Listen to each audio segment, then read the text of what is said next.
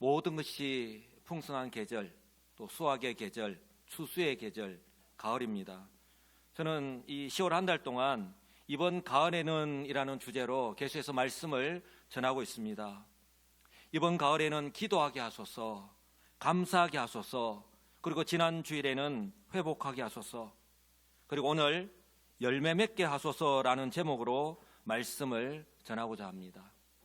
하나님은요, 그리스도 안에서 구원한 저와 여러분 한 사람 한 사람, 주의 백성들이 이 땅에 살아가는 동안에 하나님께서 기대하시는 그 열매를 맺으시기를 원하십니다. 믿으십니까? 예. 그렇다면 저와 여러분들이 이처럼 열매를 맺어야 하는 이유가 있습니다.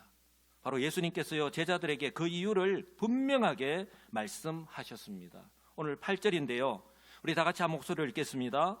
너희가 열매를 많이 맺으면 내 아버지께서 영광을 받으실 것이요 너희는 내 제자가 되리라. 아멘.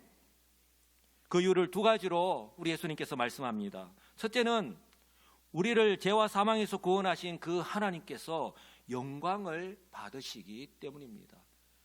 다른 식으로 표현한다면 저와 여러분들이 그 열매를 통해서 하나님께 영광을 돌려야 한다는 거예요. 그것이 구원받은 성도의 삶의 본분이라는 거예요.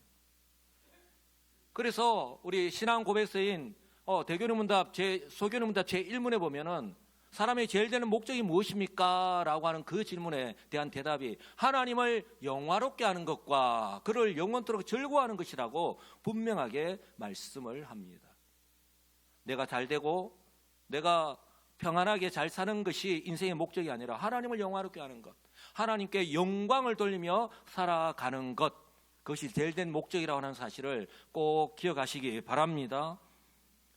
오늘 이처럼 영적인 포도나무의 이 농부이신 우리 하나님 아버지께서 가지인 저와 여러분 한 사람 한 사람이 이처럼요 풍성한 열매를 맺기를 원하십니다.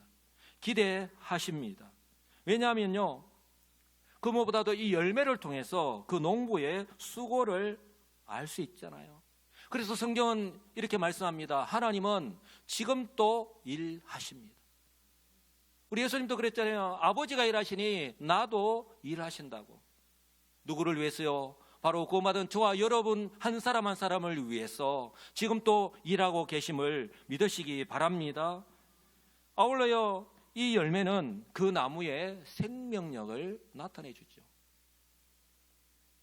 그 나무가 생명력이 없으면 결코 열매를 맺을 수 없기 때문에 그렇습니다. 단적인 예로 올해 추석 때 우리 가족들과 함께 풍성하게 잘 익은 먹음직한 사과, 배, 감, 또 포도, 다 제가 좋아하는 것들만 지금 말씀을 드렸는데 이렇게 맛있게 드셨잖아요.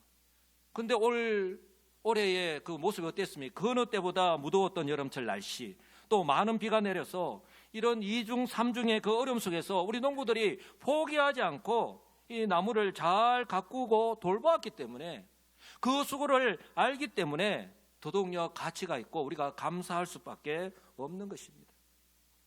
이처럼요 우리가 열매를 맺어야 하는 이유, 바로 첫째는요 하나님께서 영광을 받으시기 때문입니다. 그리고 둘째, 참 중요한데요, 어떻게 보면 이것이 우리 그리스도인의 정체성이라고 할 수 있는데요, 한번 따라서 할까요? 예수 그리스도의 제자임을 증명하기 위해서. 예, 누가요? 바로 내가. 저와 여러분 한 사람 한 사람이요 그 열매를 통해서 나는 예수를 믿는 성도입니다, 한 걸음 더 나아가서 나는 예수 그리스도를 믿는 예수님의 제자입니다 라고 하는 것을 증명하기 위해서 바로 열매를 맺어야 한다는 것입니다. 예수님께서는요 제자들에게 바로 너희들이 맺는 그 열매를 통해서 너희는 내 제자라고 하는 것을 증명해야 한다, 그렇게 말씀하고 있는 거예요. 이것이 얼마나 중요한지 예수님께서 예수를 믿고 따르는 수많은 사람들이 예수님께로 나와왔습니다. 그 사람들을 이끌고 산 위로 올라가셨습니다. 그리고 그들에게 하나님, 우리 예수님께서 말씀을 가르치셨죠.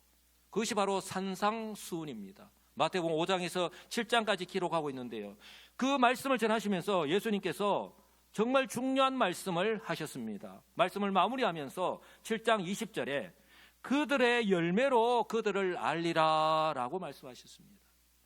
바로 그들 한 사람 한 사람이 맺는 열매를 통해서 그 사람이 어떤 사람이다라고 하는 것을 알 수 있다라고 하는 거예요. 우리가 복음서에 보면 예수님을 따라다니는 사람들이 얼마나 많습니까? 수많은 군중들, 수많은 무리들이라고 이렇게 표현하고 있듯이 얼마나 많은 사람들이 따라다니는지 모릅니다. 그런데 그 사람들이 예수님을 모른 채 예수님이 누구신지에 관심도 없이 그냥 따라다녔잖아요. 예수님을 따라다닌다라고 해서 다 예수님을 믿는 사람들이 아니고 예수님의 제자가 아니라고 하는 거예요. 우리는 주일에 예배를 드리고 있습니다. 주일에 교회에 온다라고 해서 우리 모두 다가 예수님의 제자는 아니라고 하는 거예요. 그러나 우리 주님은 예수님의 제자가 되기를 원하십니다. 할렐루야. 그러므로요, 이 말씀은 예수님의 제자에 걸맞는 그런 삶을 살아야 한다, 그런 열매를 맺어야 한다라고 하는 것을 말씀하고 있는 거예요. 왜 그렇습니까? 예수님께서 이처럼 강조해서 말씀하시는 것은 바로 그 맺는 열매가 바로 복음의 통로이기 때문에 그렇습니다.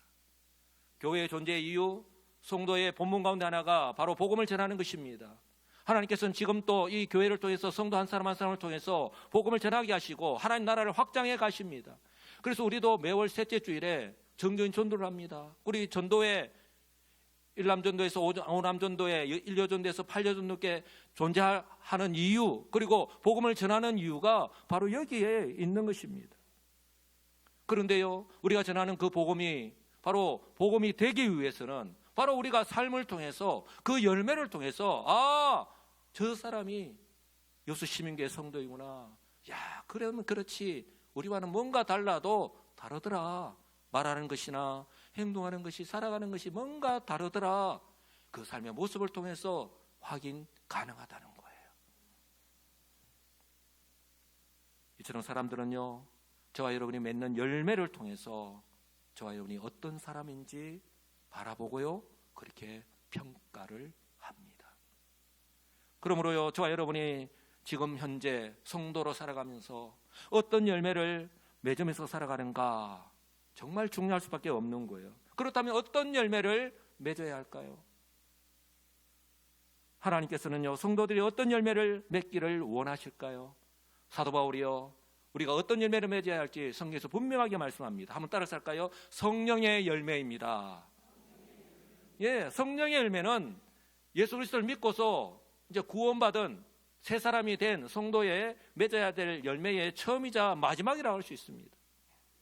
갈라디아 5장에서 분명하게 말씀합니다. 우리 다 같이 한 목소리를 읽겠습니다. 오직 성령의 열매는 사랑과 희락과 화평과 오래 참음과 자비와 양선과 충성과 온유와 절제니 이 같은 것을 금지할 법이 없느니라. 아멘. 성도 여러분, 우리가 맺어야 될 성령의 열매에 대해서 성경 분명히 말씀합니다. 성도 여러분, 이 열매를 맺고 계십니까? 자신이 없군요. 맺고 계신 줄 믿으시기 바랍니다. 오늘 성경은요, 이 성령의 열매가 9가지라고 말씀합니다. 그런데 헬라어 원문을 보면요, 이 9가지 복수형을 사용하지 않고 단수형을 사용하고 있습니다. 이것은요, 마치 한 포도나무에 여러 송이의 포도가 열리듯이 각기 다른 열매가, 서로 다른 열매가 아니라 이처럼 성령으로 충만할 때에, 한번 따라서 할까요? 성령으로 충만할 때에, 성령을 따라 살아갈 때, 예, 이처럼 우리 안에 계시는 성령의 그 인도하심을 따라서 우리가 살아갈 때에 저절로 맺을 수밖에 없는, 즉 삶을 통해서 자연스럽게 나타나는 우리 성도의 성품, 그런 인격을 의미하는 거예요. 그런 삶을 나타내는 것입니다. 그러니 저와 여러분이 아까 대답을 잘 하지 못했지만 우리의 삶을 통해서 이미 이 열매를 맺고 계심을 믿으시기 바랍니다. 아울러 이 같은 것을 금지할 법이 없다라고 말씀하고 있습니다. 여기서 말하는 이 같은 것을 금지할 법, 바로 율법을 말하는 거예요. 성도가요, 성령의 열매를 맺는 것은요, 바로 구약의 율법을요, 성취하는 것입니다. 왜냐하면 하나님께서 이 구약의 이스라엘 백성들에게 율법을 주신 것은 그들이 이 가나안이라고 하는 하나님께서 약속하신 땅이죠. 그러나 그곳이 어떤 곳입니까? 이미 그곳에는 우상이라고 하는 문화, 그런 환경이 이미 그 가운데 자리 잡고 있습니다.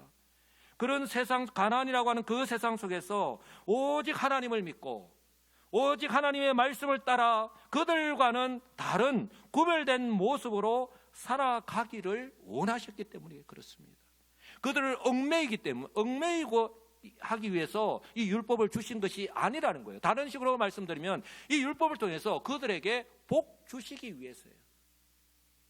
그들이 하나님을 믿고 하나님 원하시는 삶을 살아갈 때에 하나님께서 그들에게 세상과 다른 하나님께서 그들에게 복 주시는 것을 그들의 삶을 통해서 보여주시고자 했던 것입니다.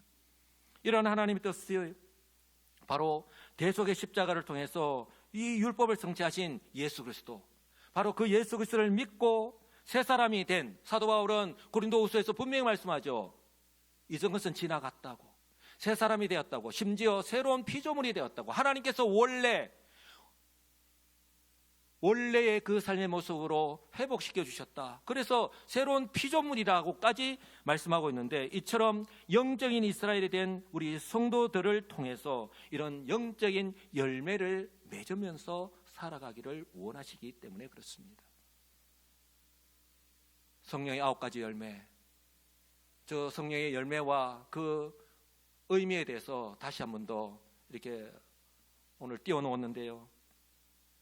이미 저와 여러분들은요, 사랑, 희락, 화평, 오래 참음, 자비, 양성, 충성, 온유, 절제, 이 성령의 열매를 맺으면서 살아가고 있는 성도들이 얼마나 많은지 모릅니다.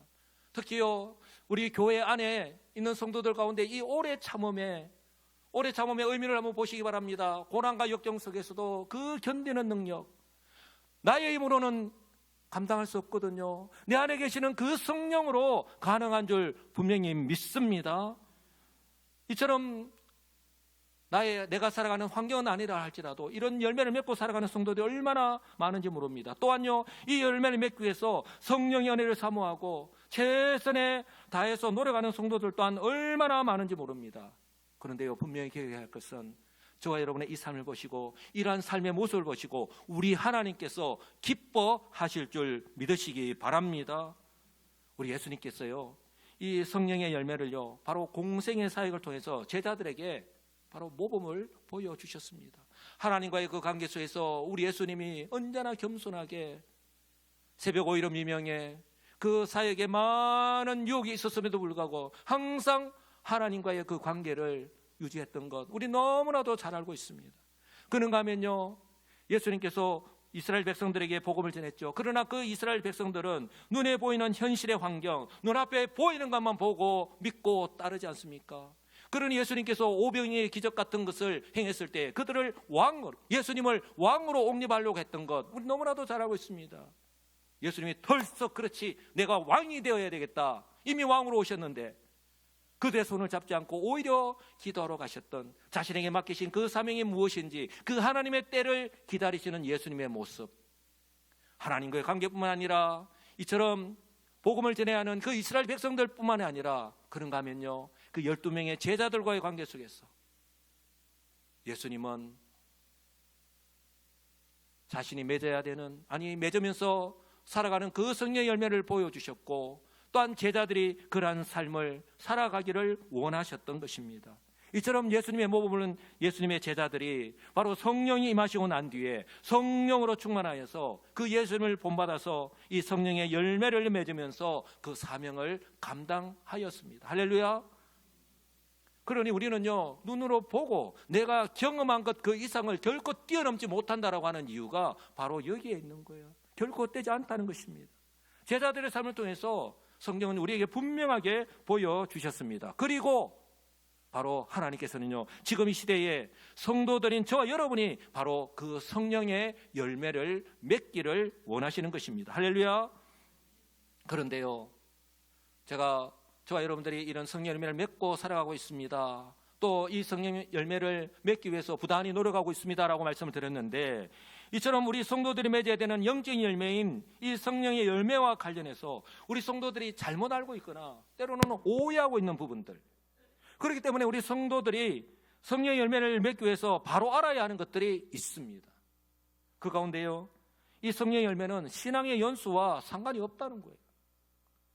오해하지 마시기 바랍니다. 나는 신앙생활을 오래 하였기 때문에, 나는 모태신앙이기 때문에, 나는 우리 집안은 2대째, 3대째, 4대째 신앙의 집안, 그런 혈통이기 때문에 저절로 이처럼 성령의 열매를 맺지 못한다는 거예요. 오히려 어떻습니까? 너무 익숙하다 보니 매너리즘에 빠질 위험에 항상 노출되어 있죠. 그런 이처럼 매너리즘에 빠지지 않도록 항상 자신을 돌아보고 겸손하게 행할 때에 성령의 열매 더 풍성하게 맺을 줄 분명히 믿습니다. 그런가 하면요, 또 우리가 오해하고 있는 것, 이 직분과도 상관이 없다라고 하는 사실이에요. 오히려 우리가 바로 알아야 되는 것은 성령의 열매는 하나님께서 맡기신 이 직분을 잘 감당하기 위해서 더 반드시 필요하다고 성경은 말씀합니다. 예컨대 제가 담임 목사로 이미 9년 전에 우리 교회에 왔고 위임을 받았습니다. 그렇다면 제가 딱 담임 목사가 되는 순간에 저절로 이 담임 목사로서의 직분을 제대로 감당할 수 있습니까? 아니잖아요. 얼마나 이 담임 목사로서의 이 직분을 감당하기 위해서 기도하고 부단히 노력하고 애쓰는, 그럼에도 불구하고 부족한 부분들이 많이 있잖아요.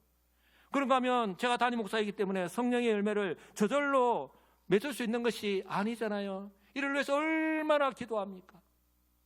얼마나 최선을 다해서 노력하고 있는가?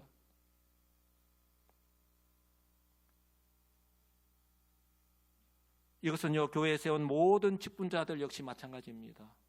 어제 우리 은퇴식이 있었고 또한 임직식이 있었는데요, 하나님께서 이처럼 교회 직원들을 세우시고 또 사용하시는 이유, 어제 또 이제 새롭게 장로 1분, 안수집사 2분, 권사 10분을 세우신 이유 또한 마찬가지입니다. 이처럼 장로로, 안수집사로, 권사로, 또한 교사로, 성가대원으로, 구역장으로, 또한 새가족 부원으로, 차량으로, 식당으로, 방송실에서, 재정부로, 눈에 보이는 곳에서, 때로는 보이지 않는 곳에서 이처럼 세우신 이유가, 이런 직분자를 세우신 이유가 어디에 있습니까? 바로 주님의 몸된 교회를 바로 세워가기 위해서인 것입니다.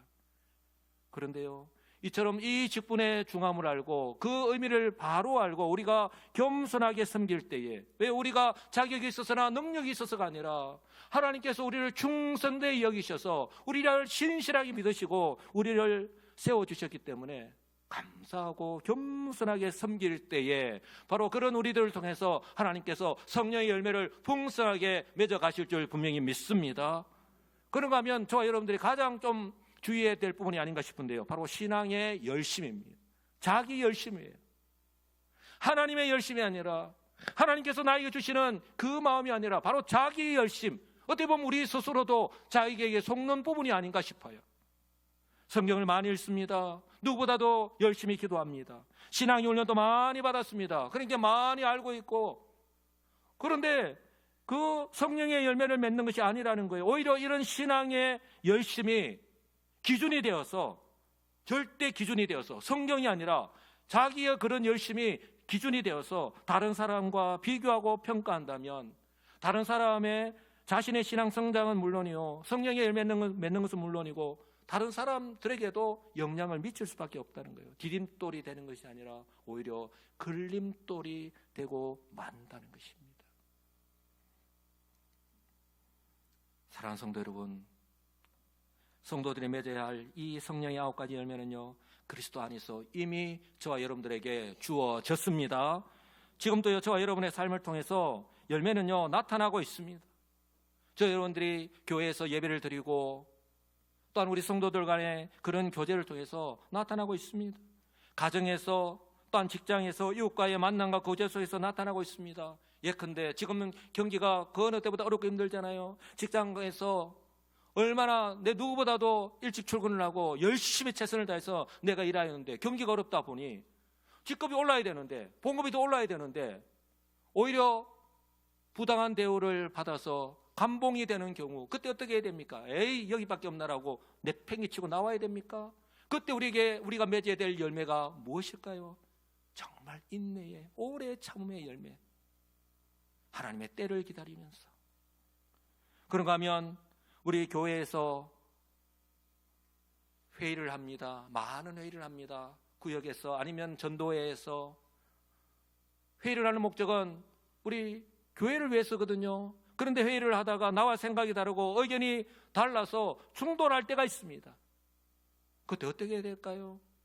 우리가 화평의 열매를 맺어야 되지 않겠습니까? 정말 필요한 것이. 그런가 하면 우리 가정에서 부부 사이에 또한 우리 자녀들과의 관계 속에서 우리가 너무 편하기 때문에 함부로 대하고 말하고 행동하는 그런 모습들 없습니까? 내 자녀이기 때문에, 내 남편이기 때문에, 내 아내이기 때문에 우리는 그때 우리에게 필요한 부분들이 무엇일까요? 참 온유의 그런 열매. 사랑하는 성도 여러분, 저와 여러분들은 어떤 열매를 매일의 일상의 삶 속에서 맺으면서 살아가고 있습니까? 그렇다면 어떻게 이 성령의 열매를 맺을 수 있을까요? 이를 위해서 우리에게 필요한 것이 있는데요. 한번 따라서 할까요? 영적인 삶에 관심을 가져야 합니다. 예, 먼저 이 영적인 삶에 우리가 관심을 가져야 돼요. 근데 우리는 거꾸로 이야기하죠. 내가 시간이 나고 내 환경이 바뀌면 그때 내가 기도하고 내가 주님의 일에 좀 더 열심을 하겠습니다. 그런데요, 성경은 반대입니다. 우리는 그리스도 안에서 구원받은과 동시에 우리의 영이 구원을 받았잖아요. 우리는 영적인 성도로 살아가고 있습니다. 영적인 삶에 관심을 가져야 합니다. 왜냐하면 이 영적인 삶이 회복이 되면, 열매를 맺으면 우리의 현실의 삶에도요 직접 영향을 미치기 때문에 그렇습니다. 그 삶에도 고스란히 변화가 나타나기 때문에 그렇습니다. 실제로요, 계속되는 고난의 환경 속에서 경제적으로 그 어느 때보다 어렵고 힘듭니다. 또 우리 성도들 가운데에 그 어느 때보다 이 질병 때문에, 건강 때문에 어렵고 힘든 가운데 살아가는 성도들이 얼마나 많은지 모릅니다. 이런 고난의 환경 속에서도 오래 참고 또한 마음의 평안을 잃지 않고 절제하면서 살아갈 수 있기 때문에 그렇습니다. 성도 여러분, 성경의 말씀이 아니라 이 성경의 말씀 그대로요, 이러한 일들이 지금 현재 우리 교회 안에서 실제로 일어나고 있는 일들입니다.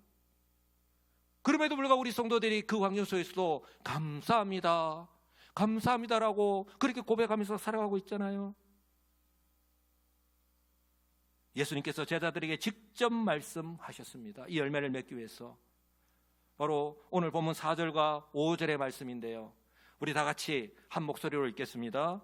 내 안에 거하라, 나도 너희 안에 거하리라.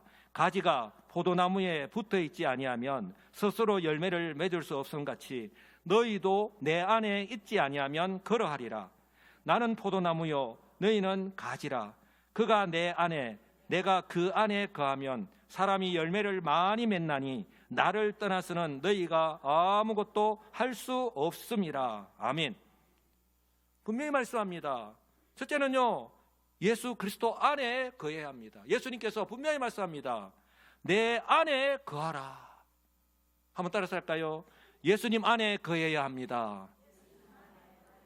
예, 예수님께서 이 포도나무 비유를 하시면서 왜 내 안에 거하라고 말씀하셨을까요?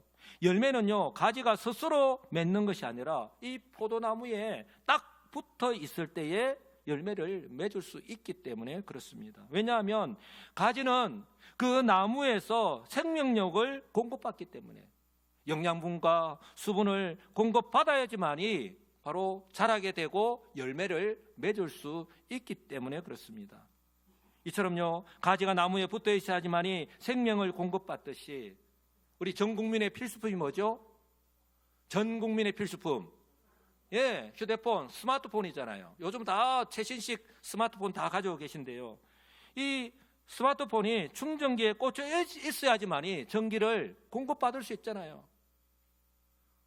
오늘 아침에 일어났는데 핸드폰에 충전이 하나도 안 돼 있었어요.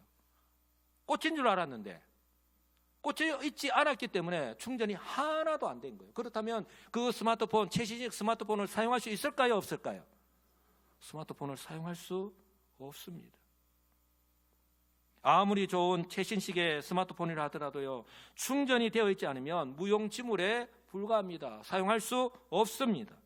이처럼요, 그리스도 안에서 새 생명을 얻은 성도는 바로 참 포도나무이신 예수님께, 하나님께서 우리에게 은혜의 방편을 주신, 우리가 우리의 힘과 능력으로는 결코 살아갈 수 없으니 은혜의 방편으로 주신 이 말씀과 기도를 계속해서 연결되어 있어야 되는 거예요. 딱 붙어 있어야 된다는 말이 말씀과 기도로 연결되어 있어야 합니다. 왜요? 그 누구라도 영적인 충전이 되어 있지 않을 때 능력을 발휘할 수 없기 때문에. 거꾸로 말하면 이처럼 영적인 충전이 되어 있을 때에 비로소 영적인 능력을 발휘할 수 있기 때문입니다.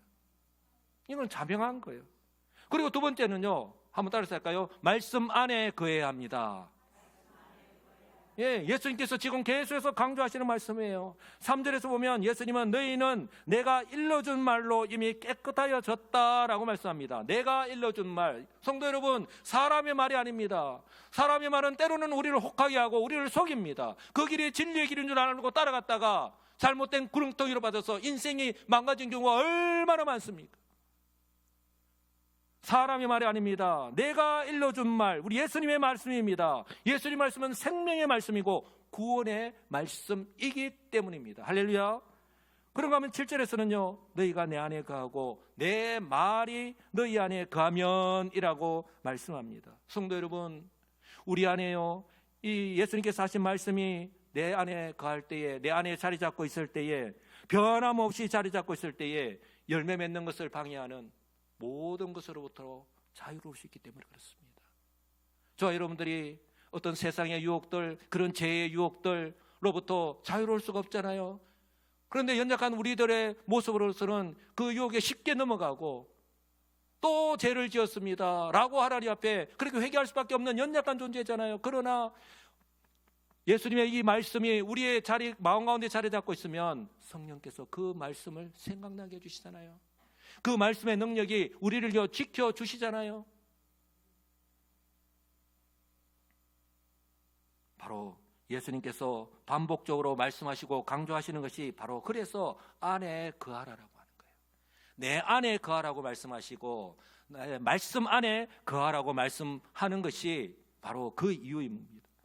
이 안에 거하라는 말은 그저 걸쳐 있으라는 게 아니에요. 양다리를 걸쳐라는 것이 아닙니다. 한번 따라서 할까요? 마음속에 견고하게, 예, 견고하게 자리 잡고 있는 것입니다. 성도 여러분, 이처럼 말씀의 뿌리가 깊이 내리고 있을 때에 여러분 500년 된 당수나무 제가 예를 들어서 한번 말씀을 드린 적이 있는데 태풍이 불어도 그 나무 끄떡 없습니다. 말씀의 뿌리가 그렇게 견고하게 깊이 뿌리를 내리고 있으면요, 그 양분을 계속해서 공급받고 있기 때문에 흔들리지 않는다는 거예요. 바람아 불어라, 나는 끄떡없다는 거예요. 어떤 환경을 만나게 된다 하더라도 결코 흔들리지 않습니다. 오히려 그때마다 내 안에 계시는 성령의 도우심으로 바로 성령의 열매를 맺을 수 있습니다. 사랑하는 성도 여러분, 우리는요, 예수님께서 하신 이 말씀이 제자들을 통해서 열매로 나타났다는 것, 사도행전의 말씀을 통해서 너무나도 잘 알고 있습니다. 예수님의 제자들의 모습 더 이상 말씀드리지 않아도 너무나도 잘 압니다. 한마디로 한다면 오합지졸에 불과한 사람들이잖아요. 그런데 그들이 변화되고 나니까 성령의 열매를 맺었는데 바로 사도행전 3장부터 그 모습이 나타났잖아요.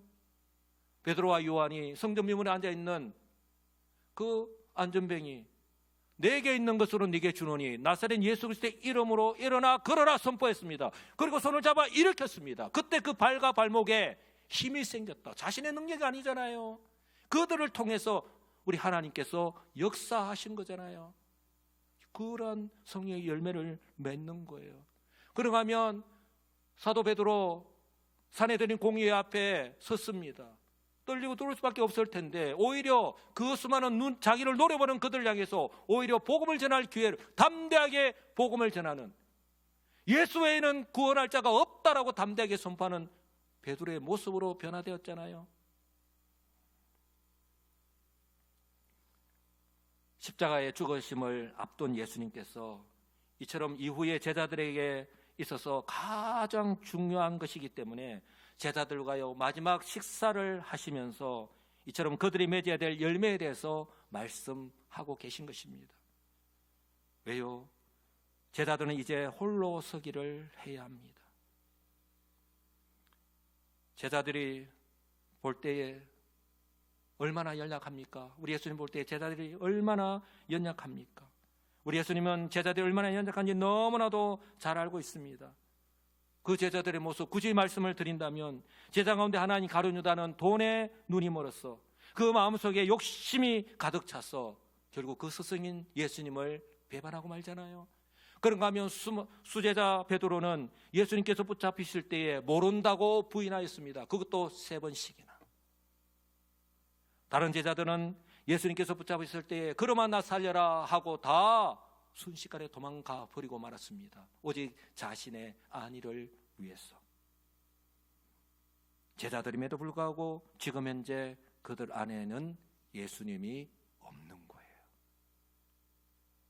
그러므로 예수님의 제자라 할지라도 그때까지는 성령의 열매를 맺을 수 없었던 것입니다. 성도 여러분, 더 중요한 것이 무엇인지 아십니까?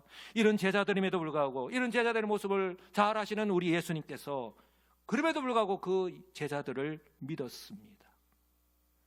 저와 여러분들 역시 믿고 계심을 믿으시기 바랍니다. 지난 3년 동안 예수님이 누구신지 삶과 사역을 통해서 보여주셨습니다. 그리고 가르친 말씀과 훈련이 결코 헛되지 않다라고 하는 것, 우리 예수님은요 너무나도 잘 알고 계셨습니다. 지금 당장은 열매가 나타나지 않지만, 그러므로요 예수님은 지금 그들에게 아니면 말고식으로 결코 말씀하지 않았습니다. 지난 3년 동안 제자들에게 그들이 홀로 서기를 할 때 맺어야 할 씨를 그렇게 정성스럽게 뿌린 것이죠. 바로 열매 맺을 그날을 바라보면서. 그 열매는 언제 맺습니까? 바로 우리 예수님께서 약속하신 때입니다. 그렇다면 그 때는 언제입니까? 한번 따라서 할까요? 성령께서 오실 때. 성령께서 오실 그때를 기다리면서 우리 예수님은 제자들을 믿었던 거예요. 이를 위해 예수님께서는 제자들에게 이처럼 열매를 맺는 삶에 대한 말씀을 하시기 전에 성령에 대해서 말씀하신 것입니다. 오늘 15장에서 열매 맺는 삶에 대해서 말씀하는데 이미 14장에서 예수님은요 자신이 떠나면 보혜사 성령을 보내시겠다 약속하시면서 그들을 위로하셨습니다. 계속해서 말씀합니다. 14장 16절에 내가 아버지께 구하겠으니 그가 또 다른 보혜사를 너희에게 주사 영원토록 너희와 함께 있게 하겠다. 자신이 떠나고 난 뒤에 너희들을 도울 보혜사가 오실 텐데 그분이 어떤 분이라고 영원토록 너희를 떠나지 않는 분이다라고 말씀합니다. 또한 이어서 그는 진리의 영이다. 또한 18절에서는 내가 너희를 고아와 같이 버려두지 아니하고 너희에게로 오겠다라고 말씀합니다.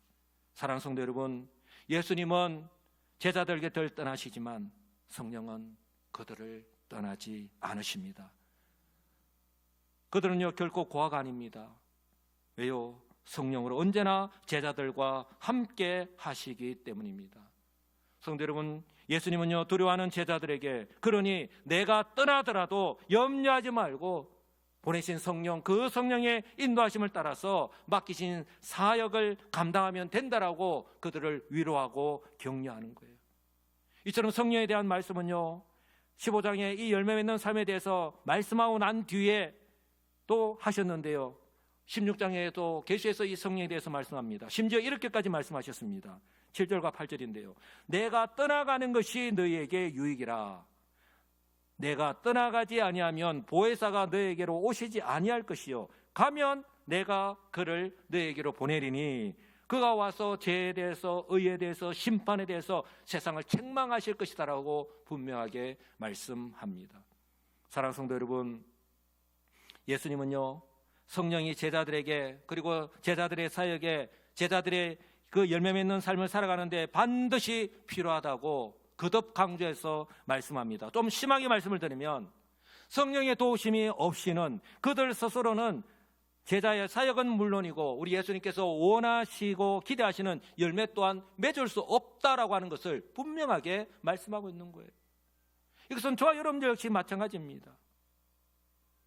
이것이 너무나도 중요하니까 제자들의 말과 또한 행하는 그 모습 가운데서도 나타나야 되니까 예수님께서요 성천하실 때에도 제자들에게 이 성령이 오실 것이라고 성령을 기다리라고 그렇게 말씀하신 거예요. 누가복음 24장 바로 사도행전 성령이 오실 것을 말씀하면서 누가복음 마지막에 이렇게 말씀합니다. 볼지어다 내가 내 아버지께서 약속하신 것 무엇입니까? 성령입니다. 너희에게 보내리니 너희는 위로부터 능력을 입혀질 때까지 이 성에 머물라라고 말씀합니다. 아울러 사도행전에 보면 사도와 함께 모이사 그들에게 분바에 이르시되 예루살렘을 떠나지 말고 내게서 들은 바 아버지께서 약속하신 것을 기다리라. 아버지께서 약속하신 무엇입니까? 성령입니다. 그리고 그들은요 몇 날이 못 되어서 약속하신 대로 성령으로 세례를 받았습니다. 사랑하는 성도 여러분, 이처럼 제자들에게 약속하신 성령께서 오셨습니다. 할렐루야. 예. 바로 사도행전 2장의 말씀입니다. 우리는 이 말씀을 너무나도 잘 알고 있습니다. 성도 여러분, 오순절 날이 이미 이름에 불과 몇 날이 못 되어서 라는 그 말씀대로 예수님께서 이 땅에 40일 동안 있었죠. 그리고 예수님께서 십자가에서 죽으시고 사흘 만에 부활하셨죠. 불과 7일에서 10일 만에 그들이 기도하고 기다렸더니 불과 몇 날이 못 되어서 바로 성령이 그 날에 임하신 것입니다. 바로 오순절 날에 살짝 오신 것이 아닙니다. 그들이 보아할 수 있도록 저렇게 시청각적으로 임하셨습니다. 그리고 그들에게 능력으로 임하셨습니다. 바로 성령이 오셨기 때문에 우리 예수님께서 약속하신 그대로 그들이 이 같은 성령의 능력을 이런 열매들을 맺으면서 살아갈 수 있었다고 하는 사실을 믿으시기 바랍니다. 이 찬양의 가사 그대로입니다. 성령이 오셨네, 성령이 오셨네, 성령이 오셨네, 성령이 오셨네. 사랑하는 성도 여러분, 성령이 오셨습니다. 예, 2000년 전 오순절에 우리 주님께서 약속하신 그 성령께서 오셨습니다. 그 성령께서 2000년이 지난 지금도 바로 마찬가지로 역사하십니다. 제자를 통해서 역사하신 것처럼 바로 지금 이 시대에도 바로 교회를 통해서 저와 여러분들을 통해서 역사하십니다. 제자들에게 임하시고 역사하신 그 성령께서 저와 여러분들에게도 동일하게 임하셨습니다. 어떻게 할 수 있냐고요? 바로 예수 그리스도를 주로 믿는 모든 사람들, 그들의 심령 가운데 성령이 임하신 줄 믿으시기 바랍니다. 그 성령께서 지금도 변함없이 예수님의 제자들과 동일하게 성도인 저와 여러분들과 함께 하시고 또한 저와 여러분의 삶과 사역을 또한 능력 가운데에 인도하여 주실 줄 믿으시기 바랍니다. 그러므로 바라기는 성령으로 충만하여서 이번 가을에는 그리고 우리의 남은 인생은 이처럼 우리 하나님께서 기뻐하시는 그런 열매를 맺으면서 살아가시는 지혜롭고 복 있는 성도들이 다 되시기를 우리 주 예수님의 이름으로 간절히 축복합니다. 아멘.